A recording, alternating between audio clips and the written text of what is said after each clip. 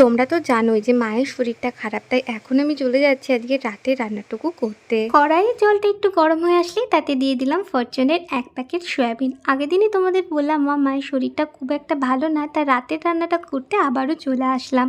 এখানে বিশেষ কিছুই আজ করবো না, করবো একটু সয়াবিন আলুর তরকারি আর ছাতুর পরোটা। তো এখানে বেশ খানিকক্ষণ জল গরম হয়ে গেলে সয়াবিন আলুটা সিদ্ধ হয়ে আসলে ওগুলো নামিয়ে নিলাম, আর তারপরে কড়াইয়ে আবারও একটু পরিমাণ তেল দিয়ে সিদ্ধ হওয়া আলুগুলো আর একবার একটুখানি ভেজে নেব। আর ওই তেলের মধ্যেই আবারও চিপে রাখা, মানে জল চিপে রাখা সয়াবিনটা আরও একবার ভেজে নেব।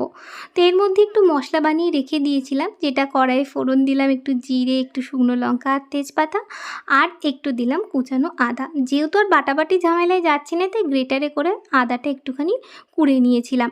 আর এরই মধ্যে একটা মশলা বানিয়ে রেখেছিলাম, কিছুই না, একটুখানি লঙ্কার গুঁড়ো, জিরের গুঁড়ো আর হলুদ গুঁড়ো দিয়ে একটু মশলাটা কষে আসলে তাতে দিয়ে দিয়েছিলাম একটুখানি টমেটোর কেচাপ, আর তারপরে আলু আর সয়াবিনটা দিয়ে বেশ ভালো করে কষিয়ে নিতে হবে। আর এরই মধ্যে একটু আটার মধ্যে ছাতুর পুর দিয়ে করে নিচ্ছি ছাতুর পরোটা। প্রথমে পরোটাগুলো এক এক করে বেলে নিলাম, আর এখানে খুব সামান্য তেল দিয়ে পরোটাগুলো ভেজে নেব।